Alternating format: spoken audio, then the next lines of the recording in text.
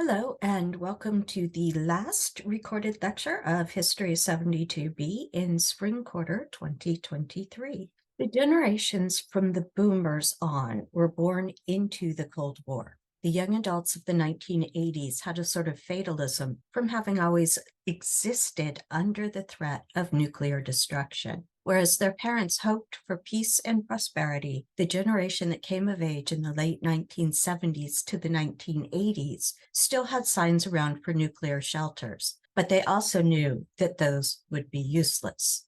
Everything seemed to depend on an impossibly ever-expanding economy. American culture became obsessed with having money and demonstrating that through conspicuous consumption. Part of the idea was one of control. If the world was going to end around you, there wasn't much that you could do, but you could at least keep the economy going and look good doing it, or not, usually not. The amount of consumer goods and the pressure to buy them had been a growing phenomenon through the 20th century. In the post-World War II era, advertising aimed for all age groups, including the children watching cartoons in the morning. Advertisements guided not just the desires, but the idea of what was normal from the cradle on. Anorexia, or extreme calorie restriction, has appeared in medical literature for at least 150 years and has been described across cultures. Bulimia, which alternates calorie intake with purging or calorie restriction, has been much more recently described, only since the 1970s. Since its description, bulimia seems to have increased in incidence, at least through the 1990s. After that, there's conflicting data. Bulimia appeared to be exclusively Western until recently, and it still only seems to appear in rapidly Westernizing regions exposed to advertising media. The trends in explanations for eating disorders tell us more about the decade of the explanation than the actual condition. In the early 20th century, with the discovery of hormone systems, it was thought to be a pituitary disorder. In the 1930s, it was defined as a psychological disorder, particularly a female one. The 1960s and 70s blamed family environment, especially the mother. The 1980s and 90s attributed eating disorders to childhood abuse. In the 1990s, historian Joan Jacobs Brumberg looked at the diaries of girls from the 1830s through the 1990s. Self-improvement was an American obsession for the entire time period, but in the 19th century, the focus on self-improvement was more internally centered. For example, an 1892 diary by a young woman read, "Resolved not to talk about myself or my feelings, to think before speaking, to work seriously." By the second half of the 20th century, ideas of self-improvement had become more external and body-centered. For example, from 1982, "I will try to make myself better in every way I can through the help of my budget and babysitting money. I will lose weight." By the mid-1990s, 80%, that's 80% of 13-year-old girls reported hating their bodies, and the rate of eating disorders was increasing rapidly. 90 to 95% of people diagnosed with eating disorders in the 1990s were female, representing 5 to 10% of all women. It was estimated that 150,000 women die every year of anorexia or bulimia. What accounts for this? The cause, like so many things, is not a single reason, but a confluence of factors. The first and most straightforward is the amount of readily available calories. Packaged foods tend to be easy to obtain and to consume. Another issue was an increasing emphasis on thinness for women. Dieting had been around, but not always for weight loss. Sometimes diets had been intended for weight gain. The ideal Victorian beauty did not have bones showing at the neck or shoulders. With the 1920s, there came an emphasis on thinness only. This was not limited to the white middle class. In 1927, Sarah Washington, the Black beauty consultant for the New York Amsterdam News, published an article titled "Beauty Secrets, Fight Fat." Beauty contests emerged with the 1920s, and winners were both exposed and thin by the standards of the early 20th century.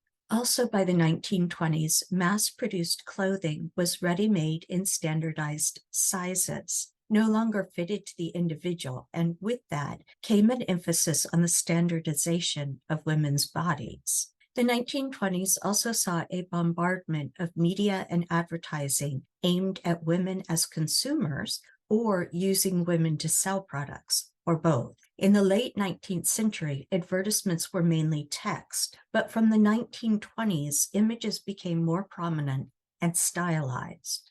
Media using women as symbols kept increasing over the 20th century. Color added to images made advertising even more attractive and in your face. Note that only he is smoking in this ad shown on the screen. She is just playing with the smoke. In this case, the woman, like the suit and the cigarettes, is an accessory for the sophisticated man. Lucky Strike, the cigarette brand, did market to women, but the image was less about accessorizing and more about making oneself a good accessory. And a good accessory was slim, didn't take up too much space. She exercised self-control in the form of self-denial by what she did not do rather than by what she did. By the 1950s, news agents offered slick, photo-centered magazines filled with ads that sold just about everything using women.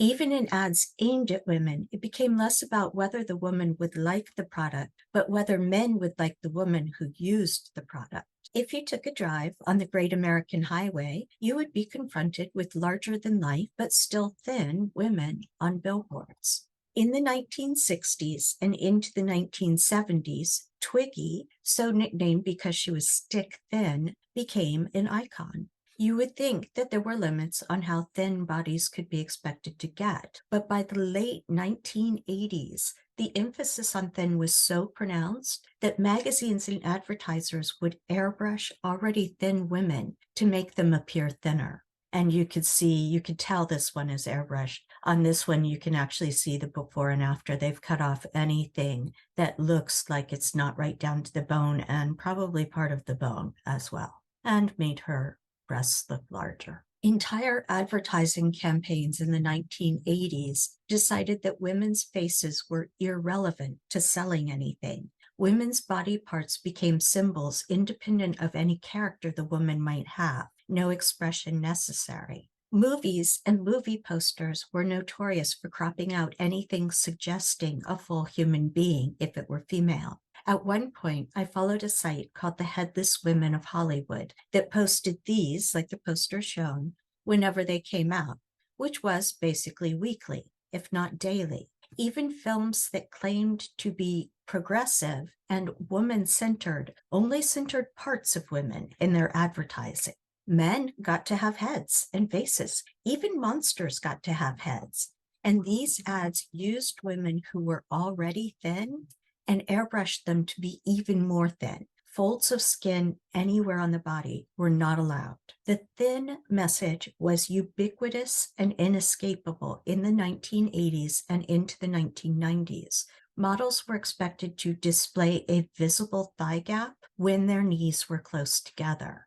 All of this also came with obligatory nude sex scenes for actresses and the sexualization of very young models. I'm sure that most of you have heard the expression that sex sells, but I'd like to adjust that idea a little. Consider that it is not sex that sells, but the sexualization, objectification, and subjugation of women. But why? That brings us to the backlash thesis and the beauty myth. The 1960s and 1970s saw strong feminist movements, limited and racist as they may have been. The percentage of women buying cosmetics actually declined in the 1970s. So in the 1980s, Nivea ran an ad asking, "Is your face paying the price of success?" with an extraordinarily young woman to have a child. Feminists who came of age in the 1980s and 1990s suggested the backlash thesis. Women were told that they wanted it all, not that they were doing it all, which was closer to the truth. Advertisers and businesses stoked insecurities, undermining women's idea that they might not actually need to look pleasing to others before anything else. Thinness, in particular, was useful culturally to keep women docile. Prolonged dieting and extreme focus on physical self-improvement take women's energy out of the realms of politics and activism. In The Beauty Myth, Naomi Wolf wrote, "A culture fixated on female thinness is not an obsession about beauty, but an obsession about female obedience. Dieting is the most potent political sedative in women's history. A quietly mad population is a tractable one. It is a game women can only lose. But I'm sure you've noticed from the images I've shown, it was a game intended for white professional women. The 1980s backlash against women of color was brutal, but it took a different form. But before we get to that, some statistics from the 21st century. At least 30 million people of all ages and genders suffer from an eating disorder in the US. Every 62 minutes, that's about every hour, at least one person dies as a direct result from an eating disorder. 15 to 19-year-old girls are still considered the most at-risk group. Eating disorders affect all races and ethnic groups. 13% of women over 50 engage in eating disorder behaviors. That would be the 15 to 19-year-olds of the 1980s, suggesting that eating disorders don't necessarily go away for the at-risk group. In a large national study of college students, 3.5% of sexual minority women and 2.1% of sexual minority men reported having an eating disorder. 16% of transgender college students reported having an eating disorder. It's not just women who are targeted and affected, but all marginalized groups. The standard take is that, quote, genetics, environmental factors, and personality traits all combine to create a risk of an eating disorder, which is basically says everything and nothing. Notable, however, several recent studies suggest that outside the United States and Europe, exposure to the Western beauty ideal is a risk factor for the development of eating disorders. And while I am heartened to see a greater diversity of models now, including one or two older women, I also still see headlines like these, the second one here. Plus-sized models barred from nightclub because bouncer thought they were too big. The backlash against the poor and women of color in particular took shape around campaigns against social safety net programs begun in the New Deal.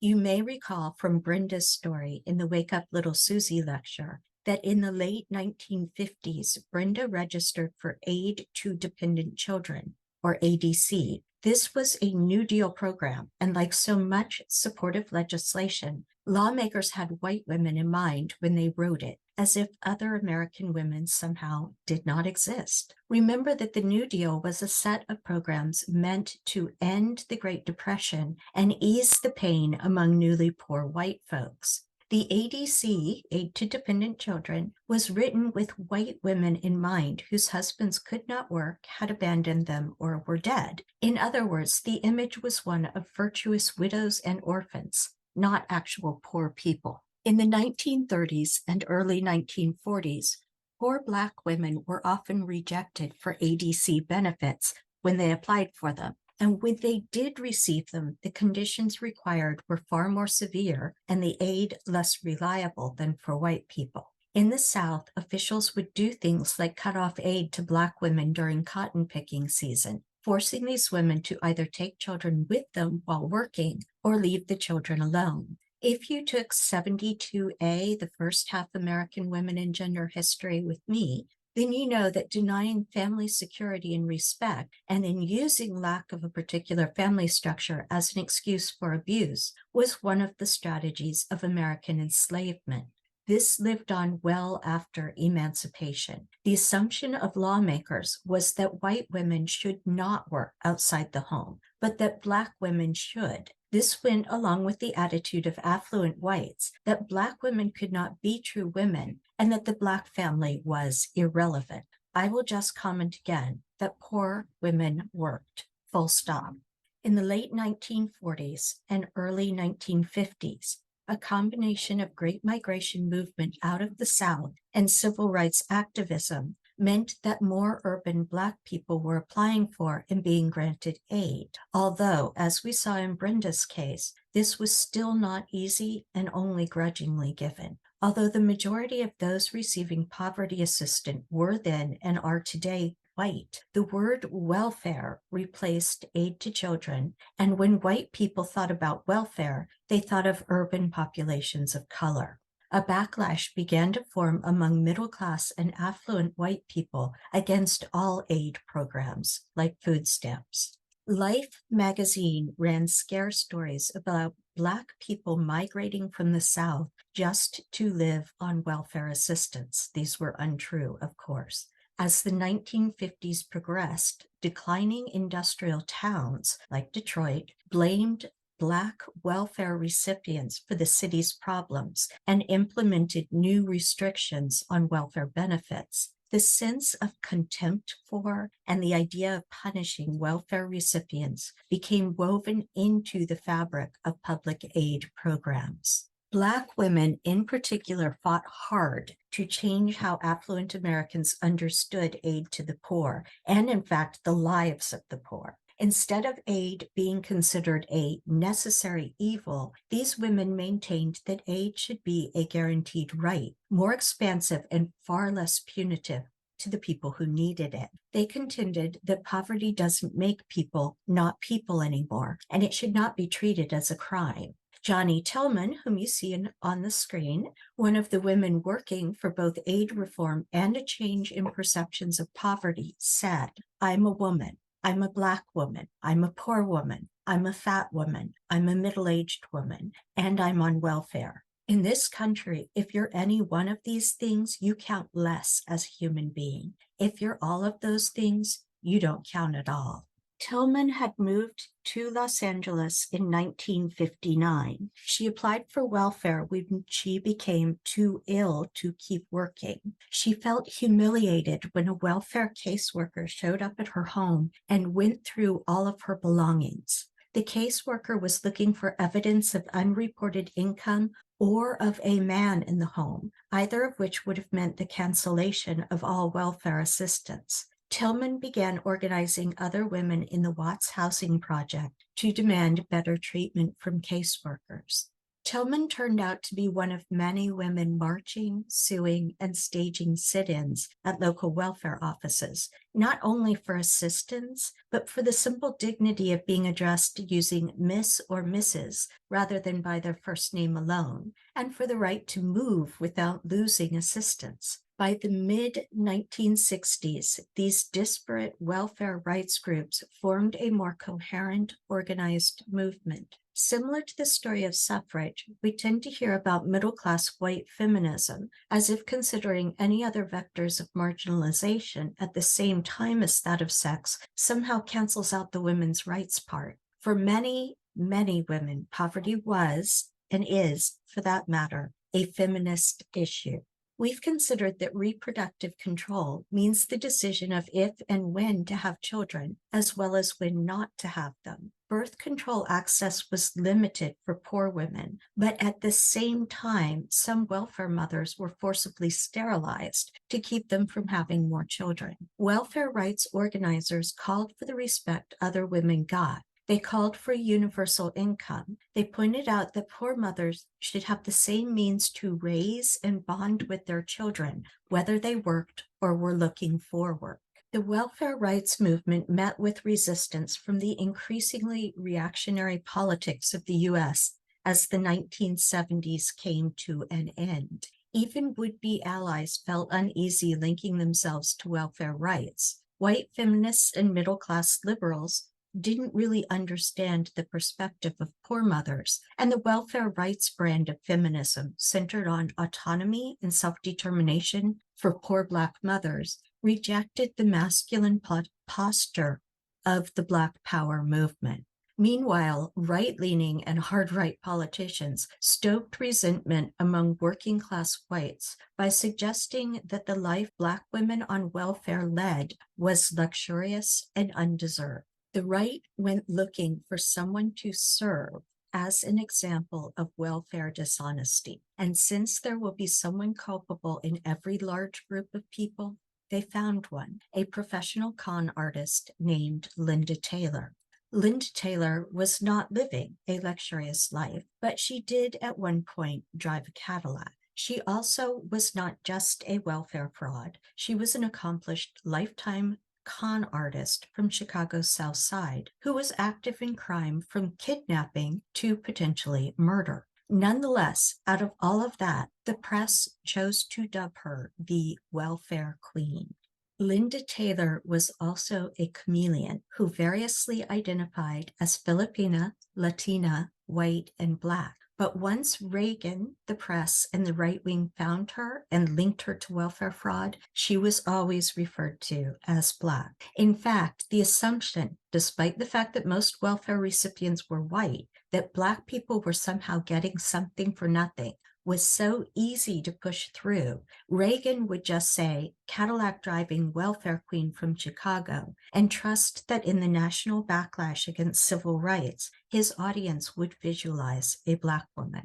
The anti-welfare sentiment infected liberals as well, who swallowed the idea that women on welfare did not work, or if they did work, they didn't deserve assistance, as if they could not grasp the idea of working 3 jobs for poverty wages. Bill Clinton ran on a campaign promise to, quote, end welfare as we know it, and was pushed to make good on his promise when the Republicans swept Congress in 1994. The cover of the New Republic, shown on this slide and filled with racist, sexist, and classist symbolism, ran in 1996, not long before Clinton did, in fact, sign a welfare reform bill into law. The bill did not go through without a fight. One of Clinton's top economic advisors resigned in protest, acknowledging that the plan would cut millions of poor people off from much-needed help. Clinton was joined at the photo op for the signing by 2 Black one-time welfare recipients to distract from the circle of smiling, affluent white folks. Echoing the sentiments of welfare justice activist Johnny Tillman, NPR writer Gene Demby wrote in 2019, when poor Black women like Tillman enter the nation's field of vision, they're either flat statistics or inflated symbols, but more often, we don't see them in the first place. Key points for Lecture 25 in Package I. Over the course of the 20th century, advertising became a ubiquitous part of American life. Women in advertising became increasingly thin, increasingly sexualized, and increasingly young.